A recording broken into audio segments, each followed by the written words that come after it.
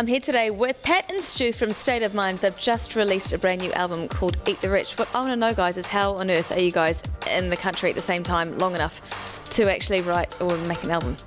Because you're always going overseas. Yeah, well, we kind of had the chance while we were making it back and forth. So some of it was written while one was overseas. Yeah. And one would be at home. Some of it was written actually while we're travelling as well. Like there's a few tunes that are collaborations with other producers in their studios, and then I guess during the downtime in the winter and stuff like that, then we got to write a few of the tracks. So how do you guys actually write an album together? How does it work, the writing process and everything? It's kind of slow. It can take a year. Yeah. You know, so we don't like go into a studio and record everything like some bands sort of traditionally do. Yeah. We'll sort of just keep producing ideas and coming up with things over a period of time, and then we just kind of pick the best stuff. Mm-hmm. And we sometimes start projects together, sometimes it'll be separately. Yeah. And also while one, you know, usually when we're touring overseas, it'll just be one of us. And so a lot of the times while that person is away, one will be working at home in New Zealand making tracks, and the other person will be making collabs with whoever they happen to see on the road, you know. Well, speaking of track names and titles, Eat the Rich, like I was looking at that online and it comes up with a 1987 movie. What was the inspiration for it? Well, it wasn't the Rick Mail movie, but I have seen it. I do know. Really? No, it was more about wealth inequality, really. It was kind of the thing. I mean, we're not actually saying that people should go out and eat the rich, literally. Like some of our fans actually have taken it like that, though.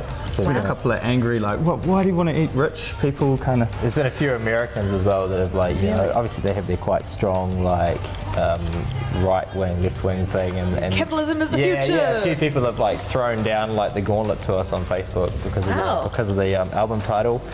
But, you know, I don't think we're raging socialists or anything like that. It's just a bit of a play on it. And then all the artwork kind of tied into that as well, like the sort of twisted out future kind of thing. Dystopian future. Yeah. If things continued the way that they could is what the artwork was kind of meant to focus on, you know? Yeah, and so with that kind of idea of an album, would you say it's like a concept album because you've got the artwork and the name and the ideas kind of merging together? We didn't kind of base many tracks around the idea. Yeah. It was more of a theme for the whole album, but the music itself wasn't, I wouldn't say we were trying to... I don't think drum and bass really has like theme. It was more worried about just getting people to move, I think, was the main aim of the album. Well, speaking of drum and bass, we were just talking actually off air before about how the scene in New Zealand is getting interesting with drum and bass. A lot of the venues are closing down, so we've lost Foos in Coherent has disappeared, Sandwiches in Wellington, Ministry in Christchurch. And there's a few that are barely hanging in there as well, you know. So what does that mean? Is that like the state of what people are listening to and the kind of music they're listening to? No, I don't think so. I think it's to do with how expensive it is for people to go out now. You know what I mean? I think it's you're dealing with, in the case of Auckland rental prices and the leases for the bars, so they have to sell the drinks for really expensive, and it's kind of a follow-on. Early closing time. That hasn't really lend itself to nightclubs, you know, when people are used to not going out into a club until midnight, and the nightclub shuts at 3 or 4. So tell me about the most popular places that you guys play overseas. Like, where would your biggest audience be? I don't know. Russia's pretty big. Russia's definitely went big over there and played like 7,000 person strong thing in Moscow Arena. Austria's pretty good for us as well. I think right from early on with like our track Sun King was pretty big in Austria, and it's kind of continued on for us over there. We always seem to, it feels like we play there every tour. And the shows, we do basically play there every tour. And isn't that where Matt Concord Dawn is based too? Yes, Vienna. He lives in Vienna. Yeah, right. So I'm actually playing there on Friday, so hopefully if he's around I'll get to catch up with him.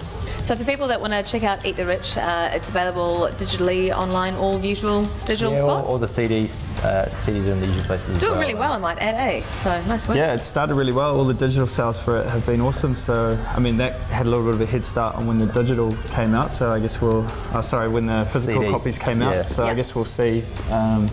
How that goes. Cool. Okay, we're going to go check out a tune from the album called Black Raven. Can you tell me a little bit about the production of this song before we go into the video? Yep, it's co-produced with Sasha V, New Zealander who now lives in Amsterdam. Oh, really? Okay. Yep. You hadn't seen her name on a few things. Yeah, for a little no, while, she's so. doing really well over there. She actually entered the Voice of Holland and came like 4th or something like that. That is awesome. And so she's doing the thing over there, and she recorded the vocals for this in the Red Bull studio in Amsterdam, I think, and sent it back. Yeah. Wow, that's cool. So yeah, that's kind of a little Dutch connection there, and yeah, I don't know. And it's the video that I think was the first one that we had funding for from this album, and our friend Alex spent, this was like his major project. He spent quite a lot of time on this, and he was the video producer. Yeah. He's the director. Yeah. Go Alex, rad. All right, let's check it out. It is State of Mind, Black Raven. Thanks very much, guys. We'll see you next time. Thank you. Cool, thank you.